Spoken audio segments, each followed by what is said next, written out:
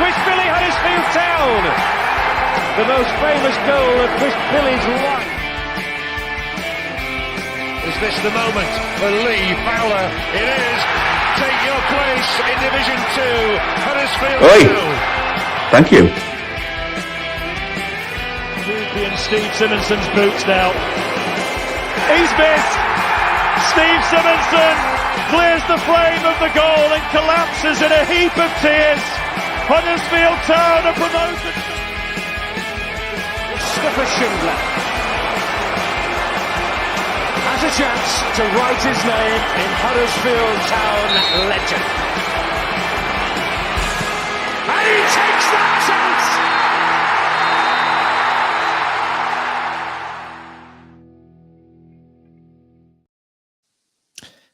Good evening and welcome back to the Andy Takes That Chance podcast. This past week, we've had Neil Warnock throw shade in the direction of the owner and directors.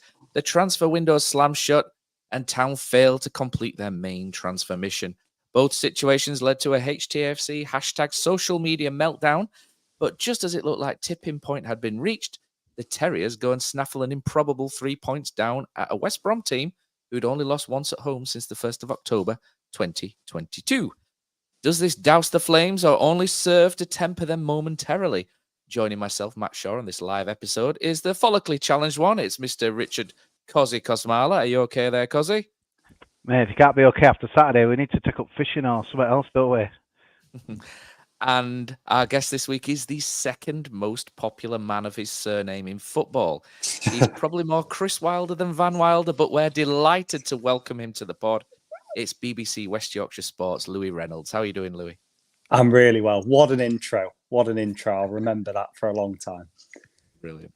Okay, so this episode, as always, is sponsored by the fabulous Magic Rock Brewing. You can use our code of AHTTC10 to get 10% off all online orders. Maybe you could fill the international break with a visit to Magic Rock's taproom, where I believe they've got some Broken Bones barbecue this weekend. They do a barbecue brisket that even our Texan listener, Joe McGregor, would approve of. First things first, Louis. I think most people would like to know one thing, and that is how relieved you are that you don't have to go through this on a weekly basis. Of course, I've got. I think you're doing yourself a disservice there, chaps. I love being on. I meant Mark Fotheringham there. That came up, but not us. So how happy are you that things are the way they are now? Yeah, it's good. I think from my point of view, I think getting to speak to Neil Warnock on a semi-regular basis is always a pleasure. It's never dull, is it? I mean, we saw in the press conference on Thursday, it certainly isn't dull. As for Mark Fotheringham, you've just got to put that down as a little footnote at times, don't you? Bless him. He was always nice to deal with, to be fair to him. Always nice to deal with, but I don't think it was ever going to work out. So it's nice to have Neil in. And as I say, it's never a dull moment when you go and speak to him. Of course not. So let's move on to the football. West Brom 1, Huddersfield Town 2. Neil Warnock had made one change really all season, and then he sprung a bit of a surprise to a what looked like starting lineup of 3-5-2. Really, no Sorba Thomas, Josh no Karoma in the starting lineup, no Tom Edwards, Delano Burgzorg started up front, and a debut for Ben Wiles, Kasumu right wing back as well, which we've seen him do before last season. So how surprised, guys, were you to see this, considering Warnock was saying prior to or post the Norwich game that if we did play 3-5-2 against the decent sides in this league, we'd get a bit of a pasting. So it was was that just typical Neil Warnock doing what Neil Warnock does, or was it a genuine surprise? Good question. I mean, surprising, yeah, because as you mentioned, not many changes so far this season. I think a bit of both, to be honest, Matt. It's Neil Warnock, he maybe likes telling us one thing, doesn't he, on a Thursday, and more often than not, he does something else at the weekend. Maybe he's, trying to take Carlos and West Brom by surprise. He said to Oggy afterwards he was only doing it to take Oggy by surprise in his prep for the commentary. But as soon as that team news came out, you thought that's a talking point, and two, this is going to be very interesting, and it's a chance. And I know we'll probably come on to it, to look at the squad and maybe have an assessment of that squad, which some felt a little bit deflated about at the end of the transfer window. So I'd say a bit of both. It was certainly a surprise, but you can never rule out Neil Warnock producing those surprises, can you? Yeah, I thought there'd be changes, but I think, again, classic Warnock. I think everyone thought Daniel Ward, as is known on some of these apps, will be the man to make way. But again, Warnock throws us a curveball or two as well. And Burgzorg obviously chucked him straight in the week before against Norwich. So for him to get the start, and yeah, J.E. Medley, nice to see a bit of energy really out wide, I think, to ask questions of West Brom as well. So yeah, it didn't surprise me there were changes, but it did surprise me that kind of Ward takes place. I fully expected Kane Arab, but honestly, he's such a loyal guy into his players is Warnock, and I get the impression Danny Ward could could be an armed robbery tomorrow at HSBC in Huddersfield, but he'd still get picked for the Rotherham game. So let's talk about it. So Town looked really slick, didn't they? In at the start, Jack Rudoni had a goal disallowed, and I tell you what, it's a little bit soft watching it on the replay. I can understand why it's given. The player goes down. Maybe Hellick shouldn't have his hands up. A little bit reminiscent of Matty Pearson versus Barnsley in the FA Cup a couple of years ago, if anybody remembers that, where it's a cracking dive from Matty Pearson, but a little bit soft. But Town started quite well, and people always typecast Neil Warnock teams as this long ball outfit, don't they? But actually, Town are quite slick on the counter. They do actually play some nice football at times. And they didn't really have to wait long, though, did they? A nice chest down from Delano, Dr. Burgzorg, and Town deservedly in front at half-time, lads. And it was good, wasn't it? What a goal that was. It was sensational. I was just in the cricket tea room. It was like I was going wild. It like someone thought I was having like a seizure, and they were peering over my shoulders like, wow, that is some goal.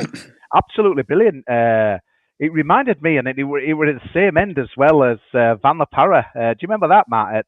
I don't know what they call that end. Is it the is it the Tilton Road end or something like that? No, it's Birmingham, isn't it? But yeah, it was the same goal there. You know, you remember when the last one there in the Premier League and that as well, and it was just a sensational finish. And again, similar celebrations, kind of just like walked away and doing that. But he was a real handful all certainly as long as we're on the pitch for 71 minutes. But yeah, it was a fantastic finish. And again, I think what I liked about him, and we'll probably talk about Ben Wiles in a minute, they weren't afraid to go try the look, have a shot, and yeah, it's all of a sudden it looks like we could have a bit of a player on our hands there, but fully deserved the lead really. I didn't think it were a penalty, what you were referring to the other incident, Matt, but again, maybe at home with the home crowd kind of yelling at the referee, you might kind of buckle, but totally agree. And you obviously were there, Louis, but there's a lot of dissent in there against the owner. There were a big protest, and I've always thought Brom fans, they're easily turned and easily negative, and it were getting to that stage when just after we'd scored, they were turning, they were groaning, they were getting frustrated, they were wanting the ball played quicker. It reminded me so much, obviously, when Carlos was at Huddersfield, that even as well as we would, incredible season, but similar groans, come on, get on with it. And I just thought, what, if we could just get his noses in front, we could be in business. And brilliant goal there, Burgzorg. And I wonder how fit he can be, Matt. He looks quite fit, but surely he's going to get fitter. And yeah, we could have a bit of a maverick on our hands, mate. He looks an handful, doesn't he? Louis, it feels like one of those players that's going to have you on your feet for 90 minutes one week and then tearing your hair out for the next couple of games. He's going to be some ride, isn't he? Yeah, I think you're spot on with that. I think the latter, hopefully we don't see much of that hair tearing. Hopefully not for Mr. Kosmala, yeah, sure. Yeah, I must confess, lads, I actually missed his goal. I missed the opening goal. We had done the pre-match hour. I'd got about 20 minutes or however long it was into the first half. I thought, right, I'm going to go for a quick toilet break. So I nipped down because I don't like missing a lot of the action. And at West Brom, you go up the stairs and you basically have to climb through. It's almost like climbing through someone's attic to get to the broadcasting point. So I'm quickly down. I'm coming back up, and we're in Bay E, so we're about halfway along as well. So I'm walking along like this attic and the steps, and I'm being careful and all that. And I just hear this cheer. And I think that cheer is not loud enough to be a West Brom goal. So I'm thinking, I get back as I see them all wheeling off, celebrating. Thankfully, we had monitors in front of us. So I did see the goal moments after it happened. Brilliant finish. And I think, like you said, Matt, unsurprisingly, I'll hold my hands up and say this. I didn't know really anything about him when we saw that he had signed for the club. And I think you're right. I think some weeks we're going to be in for a real treat, as you say. I think a bit of a maverick. We've kind of been here before, haven't we, with those kind of players where maybe some other weeks they might really frustrate us. But what we saw on Saturday, energetic, first to every ball, putting his body on the line, not afraid to have an effort on goal. And of course, his goal that he did score was brilliantly taken. So hopefully, I think we're all hoping that Town have unearthed a real gem, and come the end of the season, we're looking back and thinking, wow, what a signing that was. I'll tell you what, Matt, you need some encouragement, I think, when you go to the play. I mean, bear in mind, they're battered Swansea, they're battered Middlesbrough, although everyone seems to be battering them. But the guy that gave me so much encouragement was their goalkeeper, Mr. Alex Palmer. I thought he was horrendous. I thought he were awful coming for crosses. He were patting stuff back out. I thought he should have done better with both goals, especially the second one. I just thought, our set pieces I thought were a bit disappointing, to be honest with you. If they'd have been better, I think we could have had more fun. But it just early on, when you're seeing a keeper like that flapping about, and I thought, yeah, it was a brilliant finish, don't get me wrong, but I'm thinking maybe I'm being a bit harsh, but I thought it maybe could have done a little bit, better. But yeah, it just were giving me all the encouragement I need. I just thought, get that ball in that box, man, because he were awful, I thought. They've had some issues, haven't they, West Brom, over the last year or two with goalkeepers. They had Sam Johnston, didn't they, who was in the England squad, and then all of a sudden they had to go with, I think it was David Button, and he was really bad for them, and they've struggled, haven't they, really, to sort of replace Sam Johnston, and good for us, it all ended quite nicely. I think both shots had sufficient power, didn't they, to sort of squeeze through. But you're probably right, because I think if Lee Nichols had conceded both of those, the way we look at Lee Nichols, we'd probably be a bit disappointed. But I think Lee Nichols probably saves both anyway. But no, it's good, and maybe makes up for that Rudoni miss, which in the second half, which thankfully for Jack, he was coming from an offside position, so he would have been given offside, so we can let him off with that one. But he was superb, wasn't he, throughout, Jack Rudoni? He was brilliant, mate.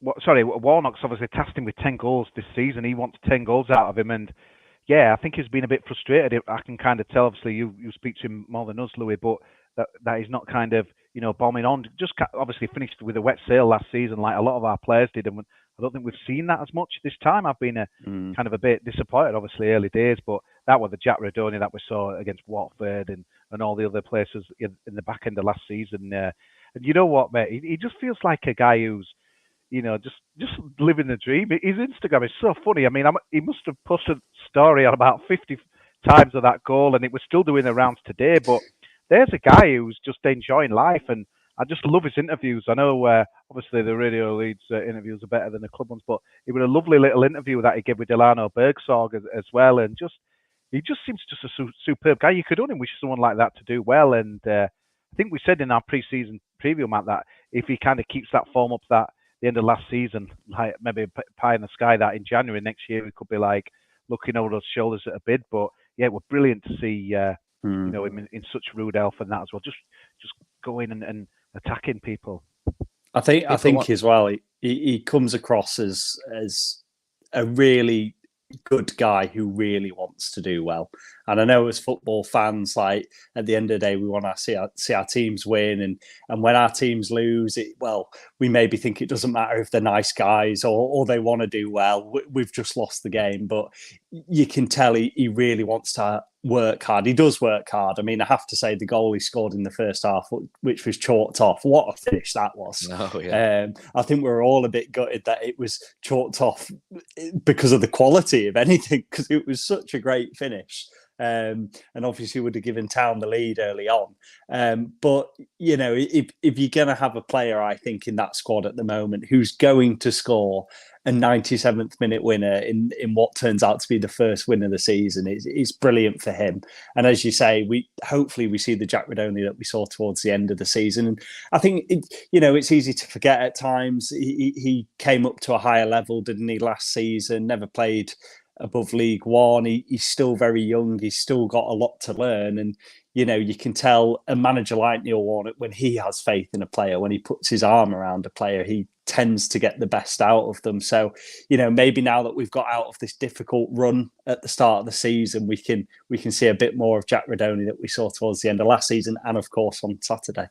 And I tell you what, it does balls my head in it. It brings on the second goal, Matt. I'll probably rip your intro. You'll probably come on to that anyway.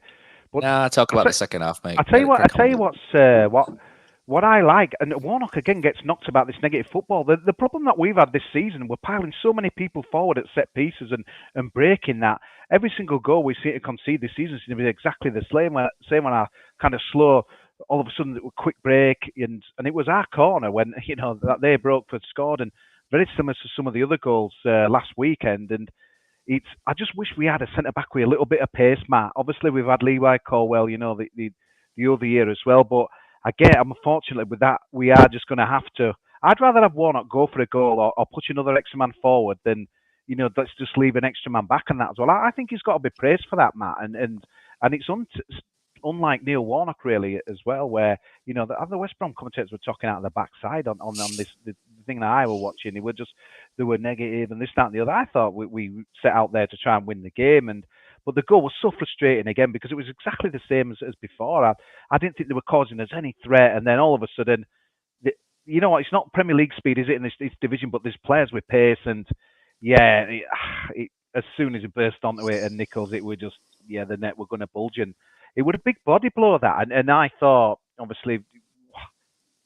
Here we go. I think we probably all did, didn't we? Like, here we go again, another body blow, but we came straight back. I think we forced a corner pretty much straight away, and this is what I love about like the spirit of Neil Warnock's teams. They won't have it, and again, I think what Albion fans were like, "Come on, here we go," as you would do, equalising 1-1. They've won all their home games, and the fact that we came straight back down the pitch, we're like, "Oh, we're not going away anytime soon." So, but we just haven't got any pace in our back line. So unfortunately. This is probably going to be a regular occurrence. And obviously, we saw it again, didn't we? That goal, good Tim, man. Yeah, it's down on my list of things. It's the transition on the counter where we seem to struggle. I've made reference to this a couple of times, and the back four that we've been operating with is Edwards, Ruffles, Hellick, and Pearson, and there's no pace there at all. Especially the fullbacks. You usually want fullbacks, don't you, with pace who can cover round, and neither of them can do it. So it was nice to see Jaheim Headley in there because Jaheim Headley definitely does have speed, and Yuta Nakayama came on as well, and he's not slow. Loic Aina does have pace, but he's probably just not quite yet. But so I was quite happy to see the change of shape because it just allows a little bit more covering, and then we go and concede the goal, and it's a familiar thing, isn't it? It's Jaheim Headley who's the furthest one back, but there's a couple sort of, I think it's Hogg and Kasumu who kind of overcommit from the back from a corner. And then the ball forward's pretty good, to be fair, to West Brom, and they cut in, and it's Hogg, isn't it? Trying to poor Hoggy working back, and apparently throughout Hoggy was excellent. You look at his stats: there's 4 tackles, 4 interceptions, and he's played a really big role as Jonathan Hogg in that game. Matt, but Warnock's creating this culture, though, Matt, for players to be positive and the team to be positive. I'm not buying this, because everyone comes in with stereotypes, especially the opposition media, Neil Warnock this and Neil Warnock that, and obviously he's had the infamous bust up.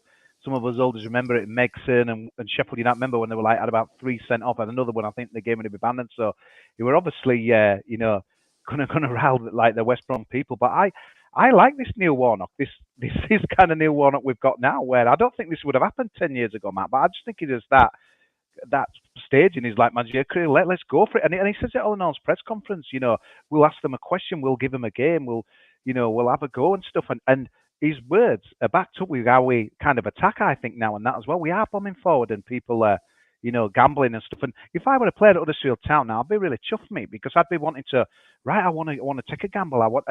Yeah, unfortunately, it's cost us a couple of times on the counter, but we'll score goals this year where before, we'd have probably kept someone back or a couple back and it'll be forgotten about. But I think this approach is a good approach, mate. I think as well, just on that, Kosi, it is exciting to watch. Saturday's game was actually a really good game, and Huddersfield Town played more than their part in that game. You like to say, they're on the front foot, they're getting forward. Okay, the goal they conceded is disappointing because they've conceded a goal, but it came from them being in and around West Brom's penalty area. They're not sitting back and defending that 1-goal lead. They're trying to get a second goal. And, on another day, the West Brom player, whoever it was, doesn't get his touch on the ball and they don't on another day. Go on Fotheringham. There he is. Well, exactly. He's back. Fotheringham bingo. But listen. the point being is at least they're being positive, you know, and like I say, it wasn't a smash and grab, was it, at the weekend? It was, No. we walked, you know, Town deserved those 3 points so much. They played the part in making it entertaining. At 1-0, they were trying for the second. At 1-1, as you say, they weren't deterred. They went up the other end and won a corner. And let's not forget, just before Jack Rudoni's winner, big save from Lee Nichols. You know, other teams in that position might consolidate. They might try and keep the ball in the. It was straight back forward and out to Kean Harrett on that left-hand side. So it's exciting to watch, which of course is only a good thing. Yeah. I thought we did a good job on a guy, Matt, who's always been a scourge of us over the years, Matt Phillips. I thought that's the best I've ever seen us do on him. He's, every time he played against us, he's caused us absolute mountains of problems. But we kept him quiet by and large, and that as well. I never felt threatened by them as much. You know, John Swift were probably their best player. He's a good player, didn't he, in the middle of the park. But yeah, just I was still thinking, can we get another chance? You know, at 1-1, you know, can we still go on win it? I wasn't thinking. Because they're coming, it'd be a good point, they'd be delighted with a point. But we weren't messing about. We weren't taking ages for throw-ins and this, that, and the other.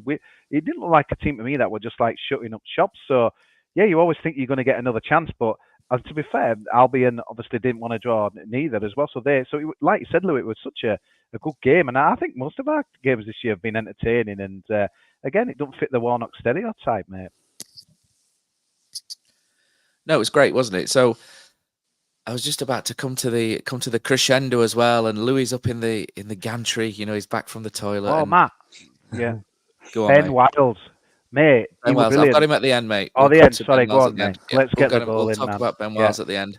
But you know, Louis there with Mr. Glennon and Oggy. You're in the cricket room. I'm in Scotland trying to get stuff on my phone, and all of a sudden, they come forward. It looks like West Brom are going to game, and I think at this point they might have probably looked the most likely to do so. I think it's probably fair to say. Lee Nichols makes a big save, redeeming himself for the previous week against Norwich, which is great to see. The ball goes forward. Kean Harrett makes a really good. It's Josh Caroma who comes inside, doesn't he, and plays quite a clever ball to Kean Harrett, and Kean Harrett does really well here. I know he's not exactly marked, is he? And he's not under a lot of pressure, but he looks up. He could have flashed something across goal, something, which gets the crowd on the feet and doesn't really achieve anything. But he doesn't. He looks up to Kean Harrett and he sees Jack Rudoni with his arm up at the far post, and it's a really good ball from Harrett. And, Jack Rudoni takes that really well, and a thoroughly deserving winner for Huddersfield Town. And like Louis said, a thoroughly deserving player to get that as well. First win of the season, happy days. The cricket room goes wild. A little part of Scotland goes crazy, and Louis is going mad in the gantry with Mr. Glennon. But great moment, isn't it? Because that's Huddersfield Town don't get a lot of 96-minute winners, do we? We're not one of those teams that kind of does that. So it was a really good moment. Really good moment. Yeah, it was obviously with professional standards. However much you're dying on the inside to stand up and go crazy and run down the gantry, I just sat there with a beaming smile on my face. I mean, having Oggy's commentary in my ears, what a joy that was. I mean, he really captured the moment. I mean, and I always say working with Oggy is one of the best parts of the job. You get so much from him. But it was just, as you say, because I mean, I'll hold my hands up, just before Lee Nichols makes that save, I think, here we go again. He makes the save, and Kean Harrett had just put one into side netting a few minutes before, and he gets the ball, and you were right. He just had that little think, that little look up. And it almost feels, Matt, when certain goals happen in slow motion, and it was the way that he just hung that ball across the penalty area. And as Rudoni took it down, you're thinking, hold on a minute. This is going to, if he gets this right, and he hit it, and like I say, it's like slow motion. Like, hold on, this is going in, this is going in. And it went in. You hear the pandemonium behind the goal, and Rudoni running off, and them all running off. And as I say, I just sat there with the biggest grin on my face. And of course, we're on until 6 o'clock, so a bit of time between full time and going off air for us. And we just said when we came off air that's up there. That's I've done this job for a very short amount of time, but that, if not going straight in at number one, is easily in the top 3 of games I've covered. Across all our teams that we cover at BBC Radio Leeds. It was just an absolute joy. It was just an absolute It was an absolute joy to behold and to be there and to share the moment with everyone. I'll remember it for a very, very long time. Oh, it And was the a fans massive will- win, though. fans will Especially, I always think with international break, I know that, it could be said, we want another game next week, but I just think with the start that we had, and obviously we're going to come on to the carry on in the press conference and the window, just to fester on that, especially if that goes the other way, Nickel misses it and we get beat, but it just lifts everyone, does that, mate? It's a huge win, and it just again proves. I mean, there were some wild scores in the division this weekend, weren't there, and that as well. Obviously, because everyone thought Rotherham were going to beat Norwich after how bad Norwich were at Huddersfield last week, but it just gives everyone a lift. It gives everyone, everyone will be up for the Rotherham game, and it's just, yeah. I think we're all said and done with, when we sat here, with a 1-1, we'd have probably said, yeah, but we still haven't got that monkey off our back with our win. But to get the win, and like you said, Louis, you described it beautifully there, mate, and some beautiful footage of some of them fans. Like I think I saw one trip down the steps, like trying to get to the bottom, and it's just honestly just football. It's just when you win, it's just brilliant, isn't it? It's funny what it does. I think Matt, actually, because I asked Matt that question, it's almost a bit of a cliche, is it? Oh, you've just won. Do we really want the international break? Or if you've just lost, or whatever it may be. And Matt said, no, do you know what? It's good the international break's here now, because it's been a tough run of games. There's no getting away from that to start the season. They've worked so hard. So actually to go into the international break, as you say, Kosi, on that high, have a bit of time off, because we know what Neil's like. He looks after his players, whether some fans like to hear it or not. They might have a bit of time off, and then they'll come back in training refreshed. Hopefully Tom Lees will be back. He said that he might be back after the international break. And just to almost restart, but restart on that high. It's a really good way to sign off those first 5 games. And I think after Plymouth, when you looked at who was next, saying we're going to have 4 points going into the international break, it's not the worst return in the world, is it? We played well, Louis, though, haven't we? I mean, that Norwich game maybe lesser extent, but obviously the quality of the opposition. But the other games, I think we've played well. It's just them errors. There's been some shocking errors, haven't there, that's cost us goals. But if you'd have told me how we would have played in these opening games to have them points, I'd have been a bit disappointed, really, because there's times where I just think, this looks a team that, to me, should be comfy mid-table, but obviously we're all a bit worried. And yeah, that, like you say, it's just going to give us such a boost. Rotherham game is going to be a cracker. I'm looking forward to that.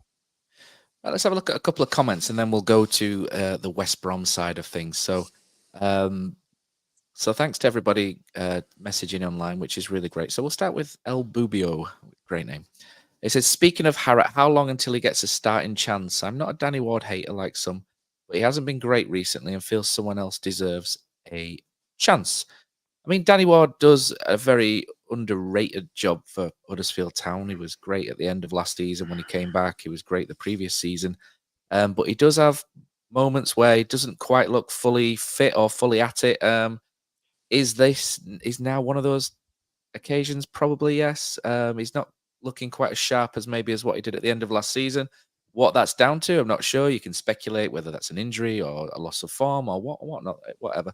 Does Cian Harrott deserve a chance? Possibly. But Danny Ward is experienced. Danny Ward knows how to lead the line, win games. Cian Harrott's learning.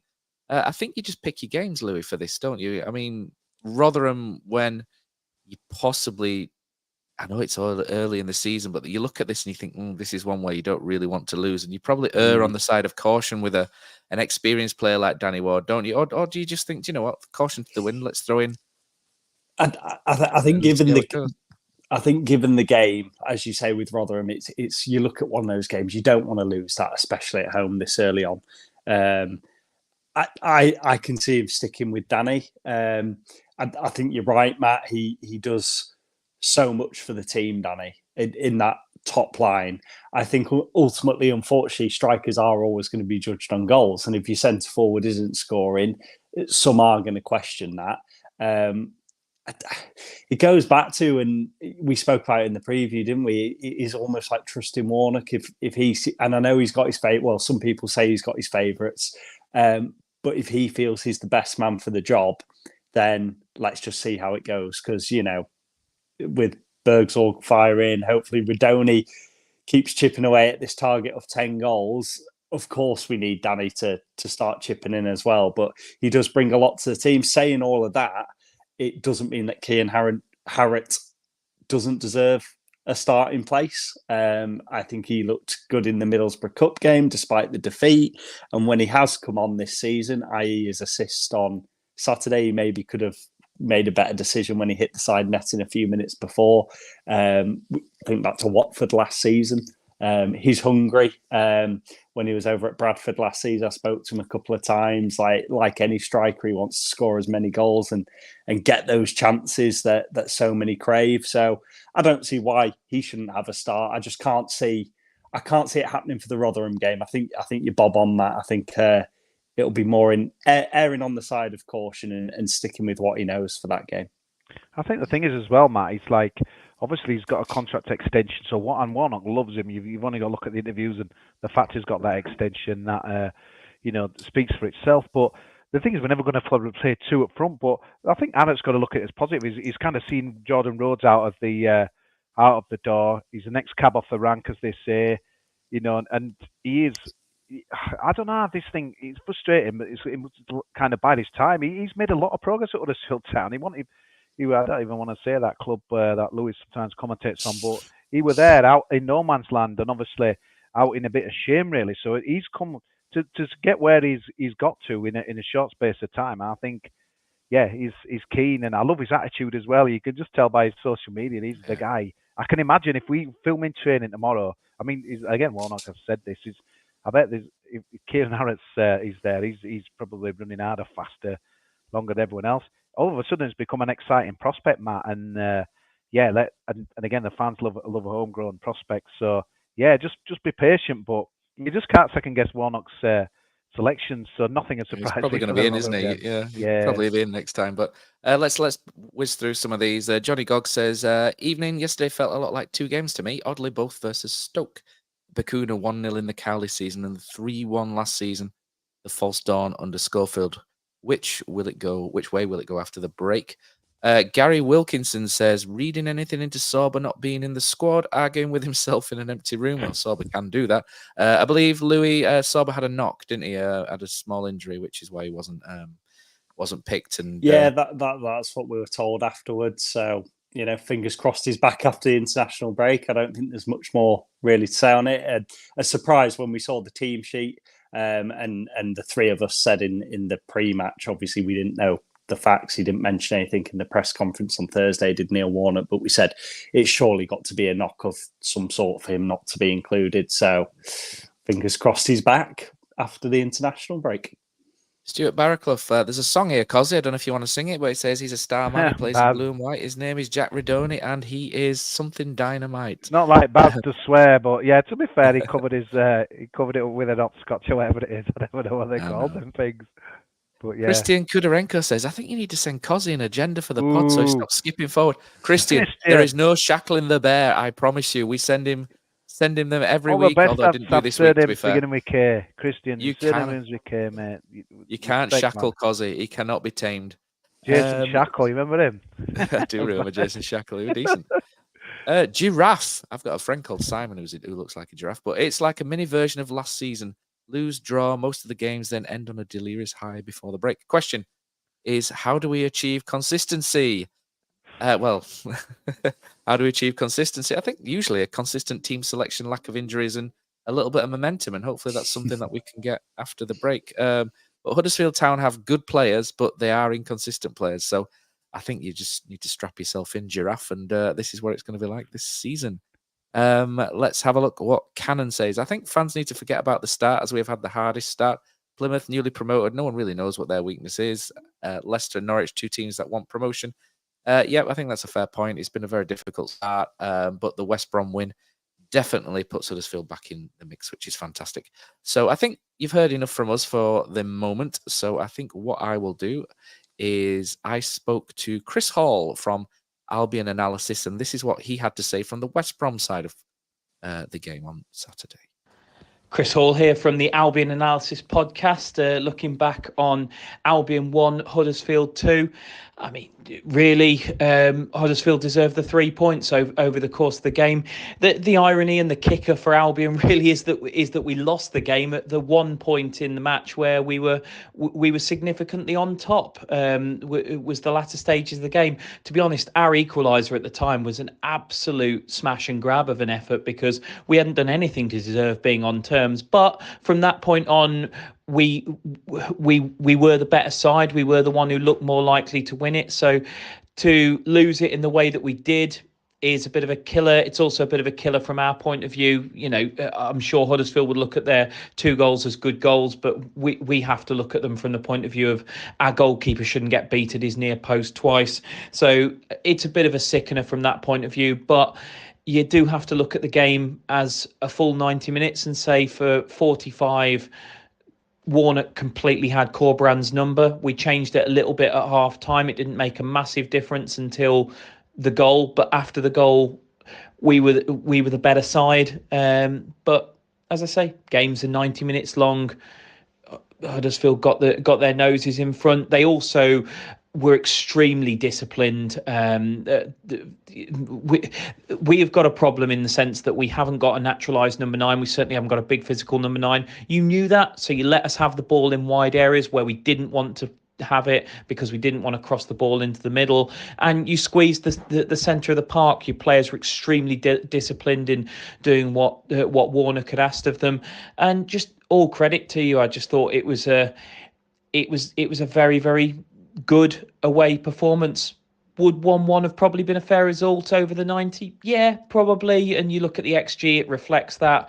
1.0 to us, 0.8 to you. So 1-1 probably would have been a fair result. And that's probably reflecting the fact that Maja has a great chance just before you go up the other end and score it. So easily could have been 2-1 to us as it was 2-1 to you. But as a team coming away from home to a side like us who've got an unbelievable home record, had won their last 2 at home, scoring 7 goals, to nullify us for large parts of the game like you did, I thought showed incredible discipline as a side. And as I say, bossed us first half, didn't second, but you know, you've smashed and grabbed us at the end, and fair play to you. Like I say, over the 90, probably deserved it. To Chris is one of the good ones from Albion Analysis.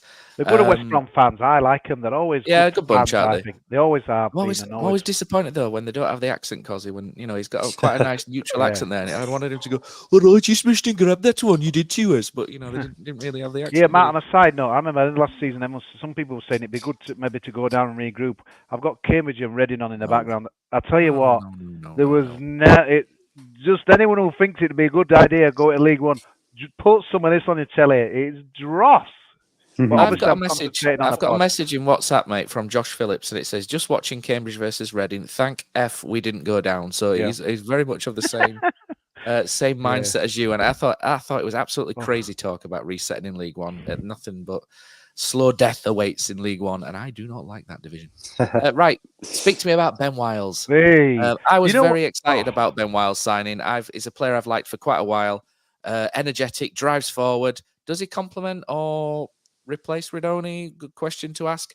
Good debut. Rotherham fans were quite salty, weren't they, in some respects about him? Not fulfilled his potential and all this. And we had Matt Lux on, who gave a fairly decent reflection from a Rotherham side. I think they expected him to sort of go to the moon, and he didn't. And these things kind of happen, don't they, in football? But guys, talk to me about Ben Wiles. Yeah, I did that thing that I do on a Thursday with the other Yorkshire fans, and the Rotherham guy was all over Ben Wiles, loves him. Said, same guy, Matt. Yeah. You know what, Matt? You just look at some players. I just think there's a presence there. I really loved without him really kicking the ball, you just look at his kind of build, his demeanour, and the kind of way he runs around the pitch, and he just, to me, he's kind of some authority there. I love the fact he was trying to pop off a shot, and get forward as well. He looks like he's got a good engine. I don't know. He just looked a good player to me. And again, I like the fact that he's purely Neil Warnock sell is this. I'm sure there were other clubs that must have been in for him. Obviously, we know about, Burnley last year, but he excites me, mate. And yeah, you just don't know, do you? Some people have been at a club for how many years were there? Because they came through, obviously, through the academy and everything. But There's a double-digit years. But sometimes a change can bring, can kind of kick him on again, and that as well. The fact that he's just up the M1, so he's not going to have to move house or anything like that as well.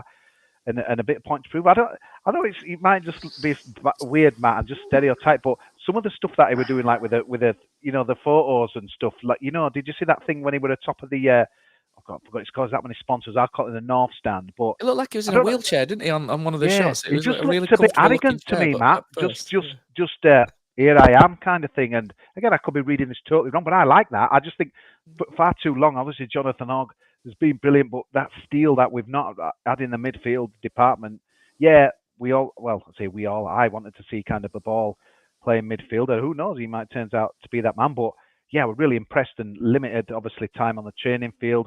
Might need to get a little bit fit too, but I just thought, it looks good. It looks good.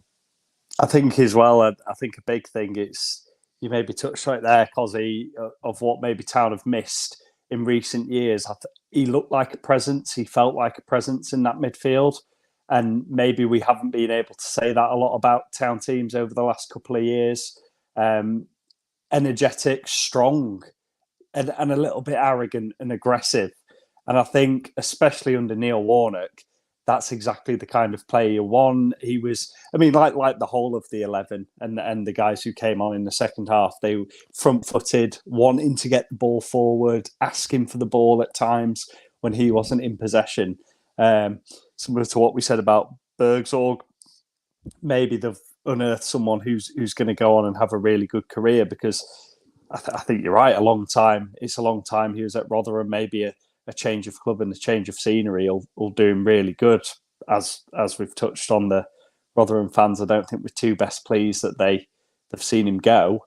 But obviously, whatever their loss is Huddersfield Town's gain. I think for a debut, he looks solid. He just looks solid. I think arrogant and aggressive is a good way to describe that performance. For me, to say he'd only been in the building for just over a week, he felt like he slotted into that team quite comfortably. It felt like he had no issues, with confidence. Occasionally you have those signings, don't you? You almost feel they have to take a few games to warm up. Felt like he'd been part of that team since the start of the season. So really promising signs, actually, with both him and Burgzorg. Let's see what you're saying in the live chat. So Tony Bailey says, I disagree with the West Brom chap. I don't think they were on top. They had periods I thought it was even. I think 2-1 was fair result. He says, Ben Wiles has completely changed our midfield. Your mate's back, Kosi Baz. He says, Ben Wiles is going to help us get the best out of Rudoni. Chris Green says, Ben Wiles is a positive acquisition. I know Rotherham fans had positive things to say about him. He'll probably be a success. Johnny Goggs says, his energetic and intelligent performance from him, he will only benefit from the break. And Chris Green again says, a positive acquisition. Yeah, he's just correcting a couple of spelling mistakes. But yeah, Chris is spot on. Positive acquisition. It all looks very good in terms of that. We'll have a look at the transfer window in general in a couple of minutes. But what we'll do first is it's going to be the away day log. So every away game, I've set up an audio log. So I am begging people to do it at the minute. So if you want to do the audio log, please get in touch with us on the socials at Takes That Chance, or email me if you want at matt@takesthatchance.com. But this week we have a special one. We have got PDC Professional Darts' own Josh Phillips went up to West Brom, and he's given us this lovely little log from the Hawthorns. Good afternoon from a very sunny West Bromwich. Certainly short and t-shirts weather in the Midlands today. Had a pretty smooth drive down, past a couple of Bradford fans on the way. Don't know where they're off to. Probably Kidderminster or something like that. And then got chatting to a few West Brom fans in a pub not far from the ground. They're pretty confident of a win today, as you'd expect. But they're a friendly lot. A couple of them asked about Pippa and what they can expect. They're expecting to be a starter for them, which is quite interesting. But yeah, outside the ground now. Not sure what to expect today. If you offer me a point, I'd obviously take it right now. Interesting team selection. Sorba and Tom Edwards out of the squad completely, and they're not injured or anything according to the club's article, so interesting to see what's going on there. Presumably Kasuma is going to play right back, but we will see how we line up.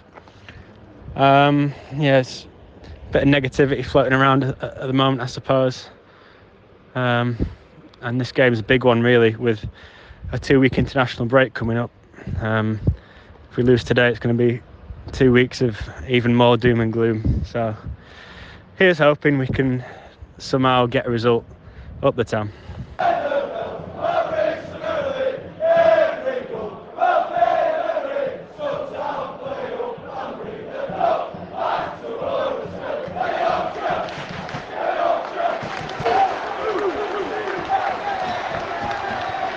1-0, Delano Burgzorg with his first goal on his first start. Get in there! Half time, Town 1-0 up. I've got Danny Smith with me. What are thoughts on that first half? I think we played well, to be honest with you, Josh. I'd expected a lot more from West Brom, to be fair with you. I thought Carlos, especially the first 15 minutes, he normally goes for it, but he sort of sat back. Don't get me wrong, it's been close, but... Yeah, they've looked short of ideas, to be fair, haven't they? After we went 1-0 up, I thought we panicked a little bit. So hopefully second half, calm it down, and I think see out 1-0 or go for a second. I think Warnock will be happy to just sit back now for the rest of the game. Hopefully it'll be 1-0, that's it. But I'll take a point now, Josh. Yeah, you still take a point now, yeah? Yeah, I think I probably would, to be fair. We've got a strong bench, haven't we? This is it. Fingers crossed. It's bloody hot up there, isn't it? I'm wet through, mate. 1-1. Very disappointing, just as Sam was looking to get a second, hit on the counter. Oh, so annoying. Absolute scenes in the away end. Jack Rudoni, what a boy! Get in there!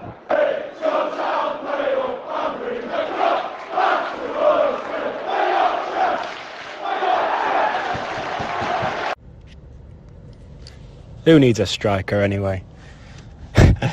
After a tough week for the club with all the transfers or lack of, today was just what we needed. Absolutely massive win, and I think we really deserved it. Not only for today, but I think we've had good spells in matches this season. The effort's been there. I don't think we would have deserved really to be rock bottom on 1 point going into this international break. So I think the players really deserved that win. It looked like in injury time, it looked like we might lose it. There was that big chance. I think it was a 1-on-1. It's difficult to tell from so far away, but it looked like they were going to score from where I was, and it really would have been undeserved. I think West Brom, they looked pretty ponderous, and they just relied on the players that they've got up there to hurt us, which they did for the equaliser. But as a whole, I thought they were pretty poor and there for the taking, and we took them. So happy days. Pleased for Rudoni as well to get the winner. He had that one ruled out in the first half. Difficult to tell from where we were if that was justified or not. And then he had the one that he skied over the bar in the second half, and thankfully for him, I think he was offside. But for a player who's, he's been criticised for falling to pieces in the box, he showed great composure to slot that one in. An absolute scenes in the away end. On the back of that, incredible. In fact, the fans were fantastic today. I don't know how many there were, but it looked pretty full from where I was. Players who came off the bench as well. Harrott made a real impact. Obviously set up the goal. Karoma, got players like him to bring off the bench. There was going to cause problems late in the game.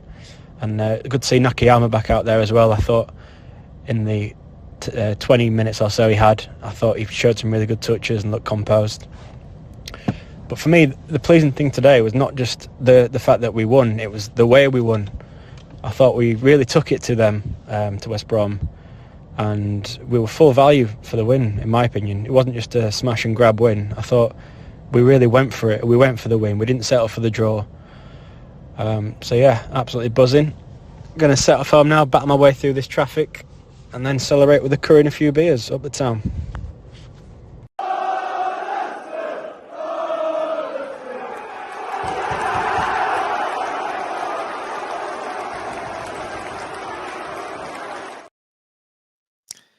And there we go. That's what it was like live in the ground with our correspondent Josh Phillips. And like I said, if you fancy doing that, he didn't swear. I know.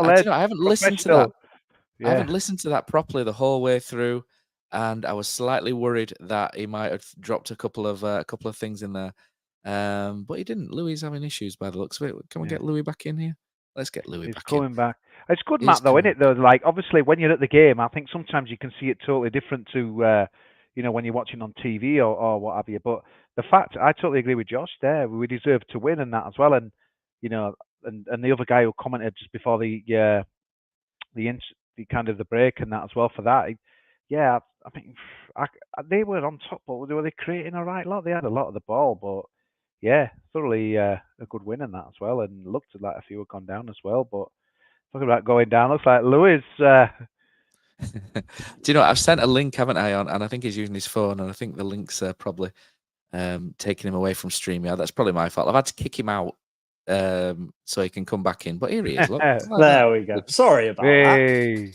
You've moved on left Louis, now, and it's changing his formation here. I'm in middle now, up front. You've done a Warnock. It's by surprise. It's all right, Louis. That was my fault because I sent that link, didn't I? Which someone's just posted. Kean Harrett's dad in the away end at Huddersfield celebrating and giving it to the West Brom fans. If it is Kean Harrett's dad, but the Hawthorns is one of my favourite grounds to visit easily. I love the was in a minute a proper. He was great. Anyway, I've always liked it there, and it's a proper ground that, and obviously even better when you've won and that as well. But it's everything. You're right near the action, you're right near the pitch and stuff. Decent supporters, good boozers around it. I have a lot of time for West Brom. Right, lads, we need to move this on because we are going to go way over our allotted time. But as we're a podcast, we can do what we like. We're not bound by boundaries, are we? Traffic news coming terrible, isn't it? Right, let's move on. So the press conference this week was interesting to say the least. Kevin Nagel has said in the past that he may put his foot in his mouth a couple of times with some tweets, and potentially he did. We covered that last week, so we don't need to go over that again. And then Neil Warnock dropped this into the press conference, and we talk about Neil Warnock a lot. We've seen Neil Warnock operate for 30 years. We know what he's like. We know how he uses and situations to try and manipulate, not necessarily manipulate people, but manipulate situations to bring certain things to light and to sort of move things along. But he said, and I'll quote from the press conference, "It's been brought to my attention, Kevin's comments, that he was disappointed with that result on Saturday. But what disappoints me is getting the papers on a Sunday and seeing that of the 4 targets we had this summer, 1 has made a goal for a team smaller than us, another 2 have scored, and the other has got star man. When I see things like that, because we couldn't afford those players, it disappoints me, because I feel there's 4 or 5 players there that we could have worked on, but I didn't realise that my budget included the players that we signed." I mean, Neil Warnock can be, I'm not calling Neil Warnock a liar or anything, but sometimes he can be a little bit economical, can't he, with some things. I'm pretty sure he would have had an inkling of things. If he didn't, it's surprising. But it just feels to me like this is one of those typical Neil Warnock situations where he said this knowing that it may just give a jolt to the right sort of people. And I know us as fans are on the outside of the circle again, and we all think, oh shit, Neil Warnock's panicking here. He's going to quit. He's going to walk, and there's a lot of talk about that. But really, when I sort of look at it and I sort of analyze it, I just kind of think, yeah, this is standard Neil Warnock. This is just trying to give someone a kick up the backside in the background, and it's kind of playing out in public, and we're not on the inside. And it just like sort of Warnock shenanigans to me. Louis, I'm not sure how you saw it. I think you've hit the nail on the head that it is just classic Warnock shenanigans. I think out of all the managers in the 92 professional football clubs, if your owner's going to tweet about, I don't like the fact we got thumped by Norwich, there's going to be one manager who's going to bite back at that, and that's Neil Warnock, isn't it?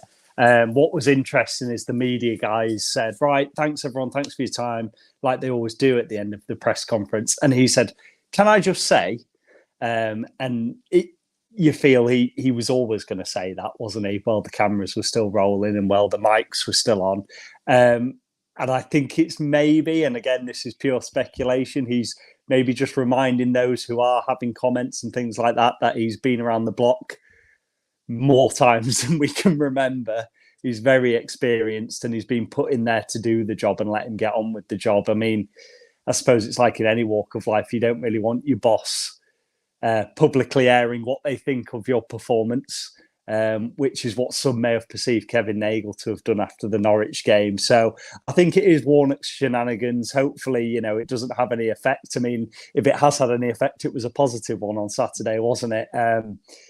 Look, you understand fans are going to talk and question and think, oh, is this him teeing up a walkout or a big fallout? You totally understand that in football, don't you? But I think Neil Warnock's too experienced to have said that off the cuff and to get himself in hot water. You kind of laugh about it, but you like to think he knew exactly what he was doing. Gauze?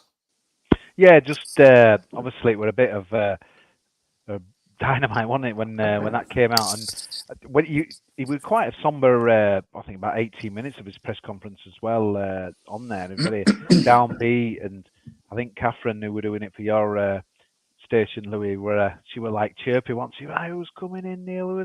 I don't think we're gonna. And it's like, ooh, boom, and that set the tone for the whole press conference really as well. But it was quite funny because Dave Forsyth were trying to end it, and then it's like, just a minute. So, like I say, it was a message today, and a lot of people did say, didn't they, that obviously said at the start, I don't think anyone's coming in. A lot of people interpreted it as kind of a rocket to the recruitment team, but no one did come in at the end as well. And yeah, I don't know.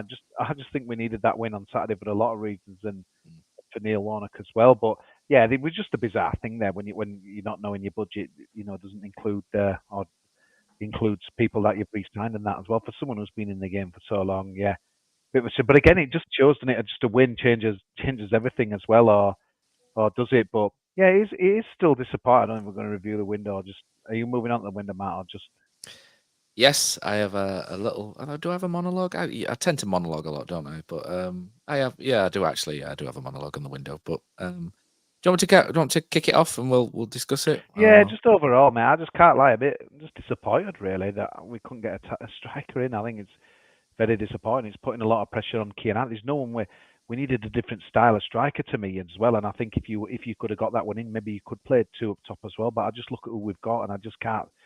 We're just always going to have to be one up there, really, right. And that's as well. But yeah, disappointing. Obviously, the outs will take about another 20 minutes, won't they, Matt?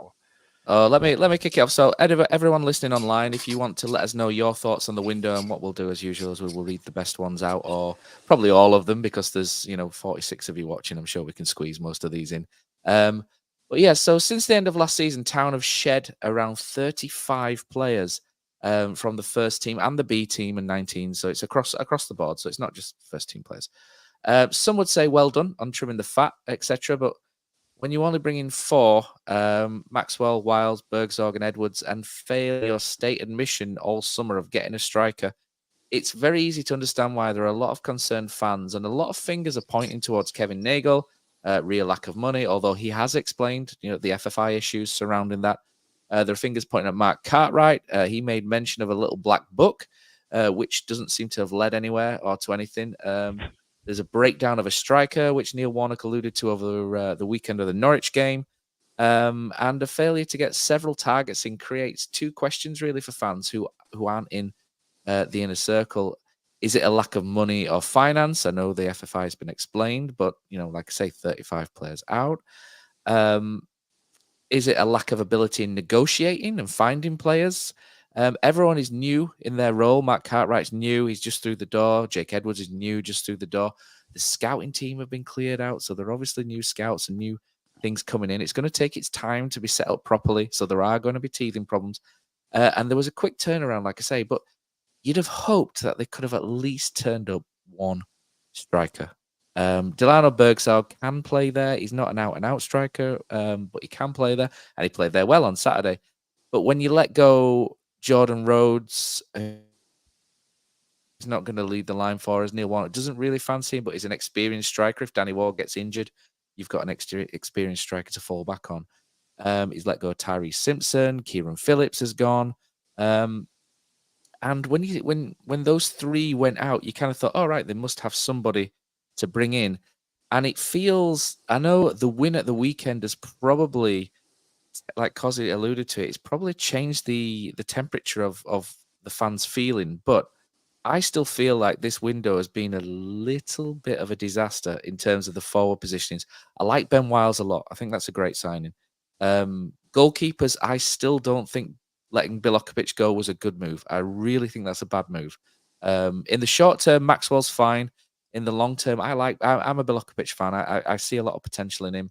If he doesn't go on to do anything, fair enough, I'm wrong. But I do think Bilokovic has the ability to go on and command a lot of money. And maybe we'll buy him back. Who knows? Tom Edwards has come in. I'm not a big fan. I think he's okay. I like him on the ball. I think he's quite a nice footballer. He hits some really good diagonals. He can put decent balls into the box, but he's slow. He's very, very slow. And we've seen a number of occasions whereby he fails to get close to the winger, which is Kosi's pet hate, isn't it? Fullbacks not blocking crosses. But he's okay. He's Tom Edwards. He's okay. I can understand that. You know, Ollie Turton will hopefully come back quite soon, and then they'll both compete. Left backs fine. Ruffles, Headley, Jackson, that's all fine. Centre backs are fine. Lacks a little bit of pace, but generally they did well last year. Midfield, we still don't really have that passing midfield, but Ben Wiles is a great signing, so I'll doff the cap to them on that one. I think Ben Wiles is a really good signing. I'm really pleased with that. Brahima Diarra needs a new contract. That's one thing that shouldn't be people shouldn't let escape their eye line as well. That's very important. Out wide, do we have any sort of reasonable backup for Sorba and Koroma if they're out of form? Pat Jones is a really exciting player. I really like Pat Jones, but does he stay fit long enough? Hopefully he does, touch wood. Burgzorg can play wide, but if Burgzorg's playing wide, who's playing up front? Danny Ward, Ian Harrott, great potential. I really like Ian Harrott.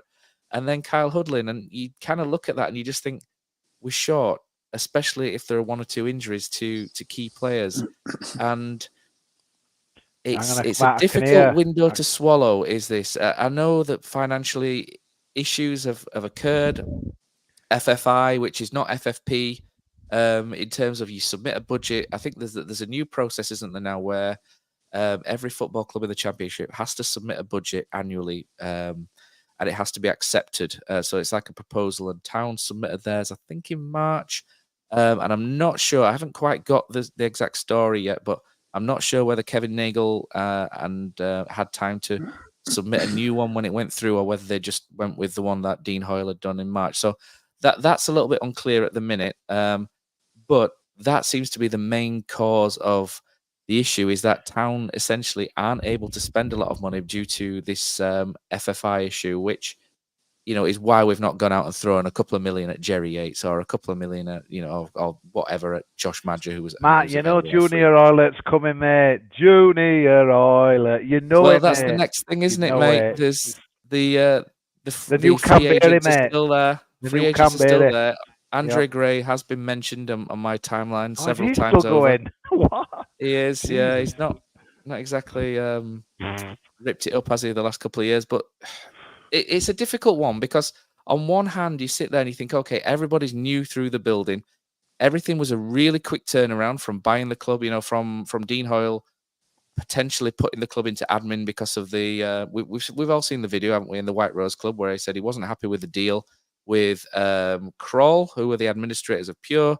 He didn't like how he wanted to pay for the share back, so he was tempted to put Huddersfield in admin to get that back at a different level. And then Kevin Nagel's come in, and it's all quickly turned around. And, you know, it's not a planned takeover as such. It's not something where they've meticulously gone and combed through the books for a year and gone, right, we're going to do this, we're going to do this, we're going to do this. So they've not really had chance to get their feet under the table completely. So I do sympathise at that level. But it leaves Huddersfield very short, Kosi, doesn't it, going into sort of the period between now and Christmas.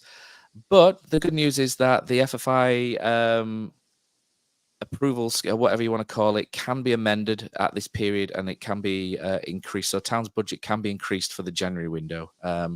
So really, for me, it now feels like we need to target 5-6 wins maybe between now and Christmas. And if we get that, then we should be able to do the business in January to hopefully keep us in this division. But, we've seen the first 11 can compete with everyone in this league as well. So, we may get lucky with injury and stay relatively fit. And we may look back at this and go, what were we talking about? Why were we so worried? But now I sit here and I'm more of a worrier, and I kind of sit here scratching my head going, I'm a little bit concerned about this. I think Kosi's frozen, Louis, unless he's sat watching La Liga. He does tend to go into that position when La Liga's on TV. But I'll throw this at you. We've lost him by the looks of it. Yeah, we've lost him. I think he's that disgusted by the transfer window. He's just hung up and gone. But I've got a lot of thoughts on that, and I'm not sure I've quite them over in the way that I wanted to. I just think I understand why we've not had the best window, and I'm trying to be fair to Kevin Nagle, Matt Cartwright, and Jake Edwards. I think the other thing that came out from Radio Leeds is that Warnock was a little bit annoyed that Ben Wiles wasn't registered in time for the Norwich game as well, which kind of as well, you kind of then start looking at that side of things again, don't you, and kind of go, that's not the best.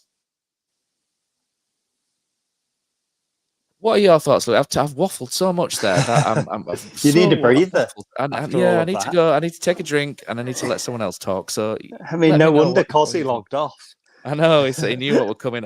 He heard the word monologue and thought, "I'm gone, mate." I think you're right. There's a few things I agree with you there. There was one or two I disagreed with, Matt. I totally agree that, and I stand by actually what I said in the season preview. I don't think this squad under Neil Warnock will get on a run like they did last season and be in trouble. I think what we've actually seen against the likes of Leicester and Middlesbrough and even in periods against Plymouth, albeit the scoreline was pretty poor on the day. I think this squad will be fine. But I absolutely take the point that what happens if player X and then player Y and player Z gets injured, they do look a little bit short. You can see why everyone wanted a striker. And I understand, some people will say, well, everyone in the division wants a 20 goal. Wanted one, didn't they? Yeah. But it's all relative, isn't it? To Huddersfield Town, and it doesn't matter what 23 other teams want. We want it. Could Cian Harrott be that man if Danny Ward's not going to play? But then there's the argument he's still quite young, he's still quite raw. So I think, missing out on a striker. I mean, we heard from Neil Warnock, didn't we? He's absolutely gutted. So the frustration's absolutely there, and rightly so. Free agent market should probably be looked at depending who's available. I know Junior Hoylett keeps getting mentioned. You mentioned earlier, Matt, Andre Gray's been released on a free. He's still a free agent. So, why not have a look at these players, see what they can offer? I think maybe the one disappointment that people, aside from the striker, might think is not exploiting the loan market. I know Town, they've had so much success recently. You only have to think of Levi Colwell or Emile Smith-Rowe or Shalabar, who came in when the Cowleys were in charge. They've had a bit of a knack for signing a decent player on loan from the Premier League. So maybe that could have been looked at. Obviously, we don't know the ins and outs, the financial structure. I think you're right to highlight they are all very new. You say you're all... We saw...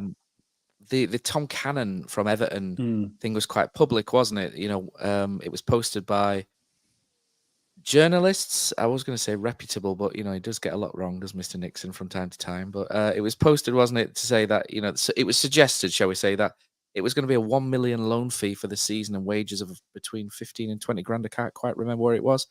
And when you look at that, you think, ooh.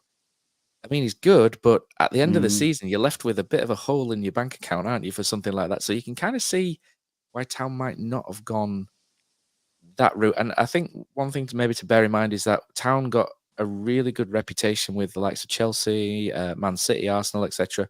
through the previous regime. Lee Bromby brought a lot of these players, helped to bring some of these players in. And Town had a good reputation thanks to having progressive coaches like Carlos Corberán and David Wagner. And I love Neil Warnock to bits. He's one of my favourite football people ever. But if you're sending a young player out on loan as a football club, do you want him to go to a Neil Warnock club, or do you want him to go to a technical coach where they're going to have a lot of analysis? You can have him back here, or does he go to Neil Warnock, who'll probably play him when he's injured and sort of things like that? That could come into it, couldn't it? I mean, you look at some of the head coaches and managers in the Championship, Carlos Corberán being the prime example. You even look at the likes of Matt Taylor, who's at Rotherham, who worked wonders at Exeter, and he's seen as one of these upcoming coaches. Obviously, Rob Edwards, who's at Luton now in the Premier League. Even Daniel Farker at Leeds United. These guys who are seen and perceived as more technical. You can certainly take that point that the big boys want to send their players to play under those kind of coaches. So it is a shame that I'm sure they looked. Can I say that with any conviction? No, but I'm sure they did. Whatever deals they might have looked at hadn't worked. Some were taken out of Neil Warnock's hands, as he's told us. Whether that's turning the club down or it just not getting over the line. So yeah, you can certainly understand the frustrations. I think for me, and we mentioned this in our post-match and our build-up on Saturday, I actually disagree with you, Matt. I think from what I've seen of Tom Edwards, I actually think he looks like a decent player who'll do a decent job this season for Town. That's what I think personally. I don't think there's an issue with the quality that's being bought in. Burgzorg, as we've mentioned, looks like he could. No, I don't really know. I think Ben Wiles, you bob on with him. I thought he looked brilliant against West Brom. I think Maxwell, as a second choice goalkeeper, is as good as you can get, isn't he? I don't think the quality is the issue. I think some are just questioning, and rightly so, the quantity of those signings. And I know people talk about quality over quantity, but as you said at the start, what happens if there's 2, 3, 4 injuries, God forbid? But then, as you say, everyone might stay fit. Anyone who gets injured might only be out for a couple of games, and this worry was all for nothing. But you can certainly understand that on the Saturday morning there was that frustration. Go on, Kosi Bear, what do you think? Yeah, the first thing I think is Doug at Sky Broadband, but yeah. I'm on Sky Broadband.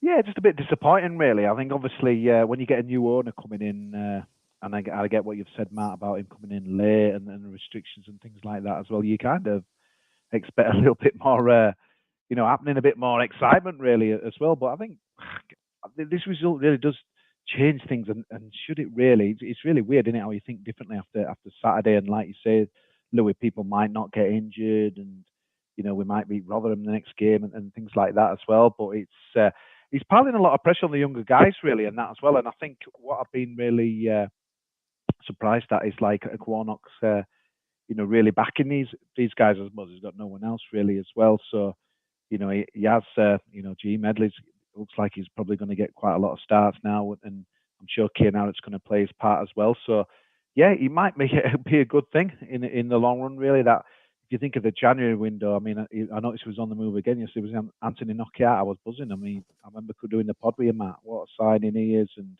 yeah, we had reservations about Cam Bailey, but we were delighted to get, I forgot who he is with that bad and that as well from Burnley, wasn't it, Matt? That defender put me out of my misery. Oh, Matt Lowton. Yeah. So I think sometimes it's like you can bring numbers in, but it's more about kind of, the quality really in that as well. So, like you mentioned, a lot of them 34 players, there's not many of them you'd have been, No, it wasn't.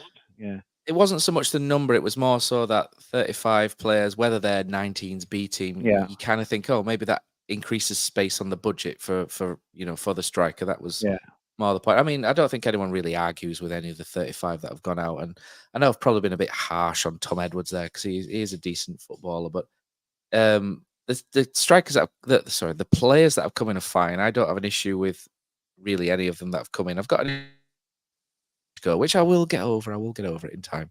But it was just that you kind of think just one or two short, maybe. And I think we're maybe been a bit kinder than a lot of people have been online. but I am trying to be really fair, doesn't it? Yeah, I'm trying to be really fair as well on the new regime who've kind of been. It feels like they've kind of been thrown into it a little bit. Running Huddersfield Town, and they're flying by the seat of the pants, and they're doing a other than the transfer window, they're doing a good job so far. I don't think there's any arguing. I mean, the tweets are tweets out there. I think we can overlook that, but I think everyone quite likes Kevin Nagel. They quite like his attitude, and he's very positive, which I think will rub off on people as well, which is great. And the new guys, I'm sure they'll get there. It's just it's a slow change, isn't it? And I think football, everything is so instantaneous and so has to be instantly gratifying, and everyone loves the dopamine hit of a £5 million striker, and it's not always a realistic thing, is it? But it's just because it was something we talked about all summer and the club had talked about. I think when you don't get it, you kind of have to be a little bit sad. But it's a chance for Keane Harrett, isn't it? Yeah. And it's a player I like. Exactly, mate. It can go the other way. I think one of Michael Carrick's big issues at Middlesbrough is like, if you look at Arch and look at all their loans last time, he's not been able to replace any of them, and they're right at the bottom as well. So in a way, this might, I know people will be screaming at me, but it might be a positive thing, mate, that we might have to blood. I mean, he mentioned Josh Osterfield, didn't he? He was saying again on the other day on one interview that I saw that he says to him, "Look, son, I can't let you go, and if we get somebody's back maybe in January, I will do." So again, it sounds like he's going to get some games as well. So maybe a negative and positive, but I think we are going to have to get lucky with injuries, and it does, just a different type of striker. But as we've seen Carl Hudlin in some of these games, I like Carl Hudlin, yeah, he's going to have part. But I think again, I just think Saturday, it's not just how we won. It's just like that we won. It's like how we took the game to them as well. So it just, I don't know. But I suppose again, you know what football's like. Rotherham beat us 2-0 at the John Smith's at the break, and they all hell broke loose on Nagel's Twitter. The only one thing I would say is, Matt, I just don't like stuff being played out. It's up to Kevin Nagel how he runs his club. He looks up to Kevin Nagel how he runs his X account. Let's not call it Twitter now, his X account. But I just don't like seeing it all in stuff in public, But then if he goes quiet, well, he's not talking to the fans. So I think, like I say, we're just going to have to get used to it, mate. Yeah, he can't win now, can he? It's one of double-edged sword. I didn't see it. I didn't see it as a big attack, though, unlike Warnock. A lot of people, I just thought they were like, well, hang on a minute, we shouldn't be losing 4-0, kind of. I didn't see it. I know that there were different views of it. Obviously, Warnock must have seen it as an attack on him, but I didn't see it that way. But obviously, it's water under the bridge now, and sure they'll have kissed and made up after Saturday. I think just very quickly, Matt, sorry, I know you're wanting to come in there. What I would say, and in my role, I'm no way inside the club, but I have the privilege to go down to a training ground every now and again and be the person at the press conferences, and you get a feel for places and atmospheres, don't you? And it, hand on heart, I can say it feels like a very positive place at the moment, that training ground. Yes, okay, 4 points from your opening 5 is never ideal, but let's remember the run. Let's remember the performance against Leicester and against Middlesbrough and the win at West Brom. It does feel that it's very positive, like the smiles on the players' faces, on the coaches, and everyone's chatting and they're all eating together. So it feels like a good place to be.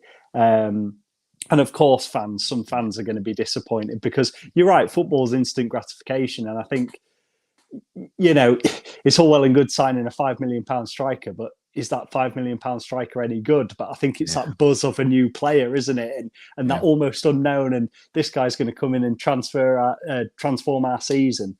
But it feels good. It feels good when you go around the place. It feels like a real togetherness. And I think, if anything, that was put on display with the celebrations at the end when Rudoni smashed it in.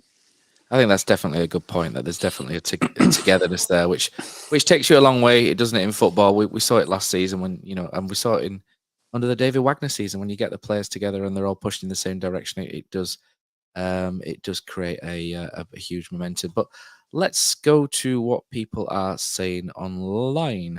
I think, sorry, Matt, just cutting back in there, just quickly, expectations are low for Huddersfield Town now, and a poor window in its eyes.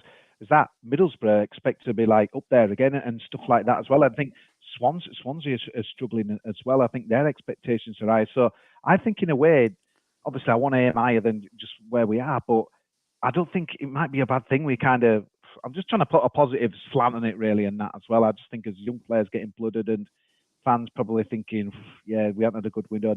And who knows, in January we could, we can get in there again and get some signings. So I don't know. But again, I can't help feeling this probably is channeled a lot by Saturday. Nichols lets that in, we lose 2-1, and I'm on here kicking off. So yeah, maybe an hypocrite as Dennis Wise would have. Oh, Gus Pye, wasn't it? Hypocrite, man. Right, okay. So Chris Green's been in there. He says, I wanted a striker to come in like many other fans, but it didn't happen, sadly. We can always bring a free agent in if we don't want to wait until the next window, which is a while away. Macaulay Senior says, there's still a few decent free agent strikers out, so maybe we'll look into that. Let's go with Johnny Goggs next. He says, a question on the window. Why are Birmingham less subject to FFI with space to bring quality in when our takeover got EFL approval 30 days before theirs? Well, there was a massive transfer in the summer, which I believe Birmingham had a decent sell-on for when Jude Bellingham went to Real Madrid for about 100 million. So I think Birmingham got a huge windfall from that, and they sold Taith Chong as well for about 7-8 million. So when that happens and you bring in that much money, you can then spend that going out the other way. But I don't know what other than that. It's a good question. There may have been other plans approved or plans put in place as well for that one. He also says, not want to criticise the new regime knee-jerk this early, and I like Kevin's attitude and openness, but looking around and seeing others strengthening doesn't help the mood in the fan base, I'd say, which is probably a good point. Ross Levisage says we should get another striker, but we didn't. Macaulay Senior says Lyle Taylor is a realistic one, possibly, hopefully not. Christian Kudarenko says we are worried because we are Huddersfield Town.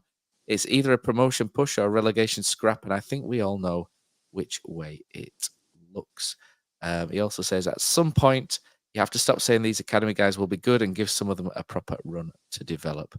And Damien Wells says bring back Alan Lee, and I know Tom Bradshaw would be delighted if we brought back Alan Lee. I think he's working in finance now, is Alan Lee. So, Matt, what did you reckon to bringing in David Wetherall there today? Interesting one, that. I mean, ex-Leeds and Bradford, obviously, is not right up on my list, but his background's fascinating, mate, why he's coming, because I wondered where they'd been him, because he came in at Bradford, didn't he, as a caretaker, and it didn't go well, and then he disappeared. But reading up about him today, he's kind of a bit like, Edwards and Cartwright. They've kind of had an interesting few years. Mate, this is a really good go-to, is David Wetherall, and I'll tell you why. David Wetherall has spent the last sort of 10 years going around to pretty much every academy in the north of England and auditing them, checking on them, making sure that they achieve certain standards. So if anybody knows what a good academy looks like, David Wetherall does. So for me, it's a really smart move to bring him in. Like I say, he's worked. He was, I think, he was the lead development, wasn't he, for the FA or something at one point? You've sprung a surprise on me there, so I haven't had a chance to quickly Google that. But from what I know of David Wetherall is when Towns Academy used to be incredibly worried when David Wetherall was coming in because he was very strict in his marking process, and he was one of the auditors that used to go in and make sure that either Category 1, everything within EPPP. So. It's a very smart move. I don't think you could actually get anybody better. You probably could, but for me, it's a really smart move to go get somebody with so much experience, so much knowledge when you're wanting to set the academy back up. So yeah, pat on the back for that. I think it's a really good move. And it may have worn some ropey colours in the past, but we'll forgive him that if we get a decent academy at the end. So yeah, it's a good one for me. Is that, mate? But what I want to do as well is we'll have a quick break because we have a special announcement, don't we, Kosi? So it's coming up to the international break. What am I going to listen to? I hear people saying right now. Well, me and Kosi have been busy. So this international break, I'm really happy to bring you a trailer for the next episode of our Cult Heroes series.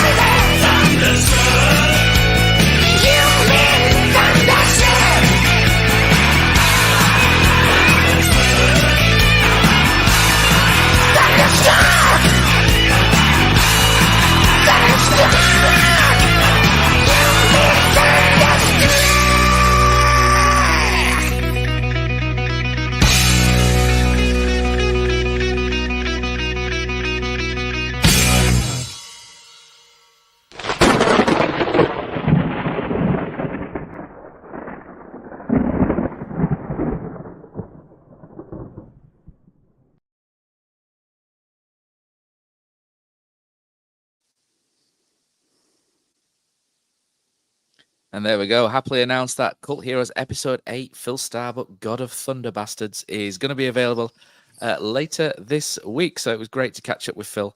A proper striker. Maybe you could, roll back 20 years and, maybe a bit longer. Be an absolutely fantastic play. It was great to chat to Phil, wasn't it, Cos? And should be Louis been Googling him, hasn't he? Louis been Googling his name. Who's that? Cowshed? What's that about? Yeah, we're brilliant. I'll give it a listen. Oh, it was a great podcast. Obviously, I hope everyone enjoys it. And yeah, it was a lot more open, and he had a glass of wine, didn't he, when he was doing it? So yeah, we got some good stuff out of him. And oh man, yeah, you can't beat a bit of reminiscing them Gola shirts, mate. It just gives me a goosebumps, man. I know it was great to chat to Phil. A super guy. There's a saying, Louis, that says never meet your heroes, and every time we do a Cult Heroes episode, it's absolute rubbish because they're all absolutely brilliant. And I'm sure you've met Ian Dunn as well. He was Cult Heroes episode 1. Great guy. Great guy. What a great guy Ian Dunn is. And Phil Starbuck says he wants to do more commentary on Huddersfield Town, or co-commentary. So if Matt Glennon's ever not Glennon out, he'll have you for that. But if he's ever unavailable, then there's another option there with Phil Starbuck, which is great. So a couple of last comments, I think, before we bring the show to an end. Christian Kudarenko says, you never know with injuries, though, because it causes young players to either stand up and be counted or shrivel. You would hope if Ward and probably when gets injured, Harrett can take it in his stride. Sorry about that, Christian. I've completely butchered your comment there with my fat tongue.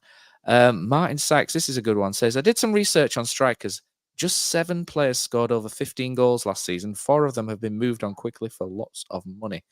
Millwall have 2 of them and didn't even get into the playoffs.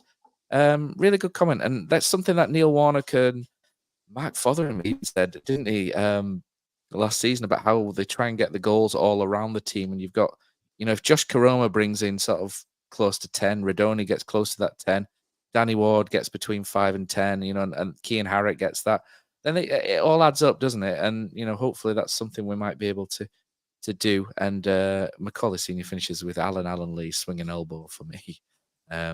More red cards than goals possibly for Alan Lee. But Rotherham maybe he could be episode 9. Rotherham and Stoke next 2 home games, they're not pulling up any trees, mate. So this is what I love about division. Let's get some home wins on the ball. We need to start getting his own form sorted, don't we? So I'm looking forward to them. And under the light, let's get at least 4 points on it. And then all of a sudden you feel a better place, won't it? So why not? Absolutely, mate. So I think that's it. Unless there's any other business from you guys, I think we'll end the pod there. We've gone half an hour over the week. Sorry, Louis, you're teasing me. It's all right. It's good job I've got a microwave. So we'll roll in the final credits. Thanks to everybody for listening online live. If you like the live shows, we might do more often. We've essentially done it live on a Monday night because I was on holiday in Scotland and couldn't do a podcast yesterday, so it's all my fault. So thanks for listening. And if you want to do get in touch with us, a couple of you have done so, which is great. And if you want to appear on the away day audio log, also get in touch. But that's it for this week, and we will be back with a special episode later on.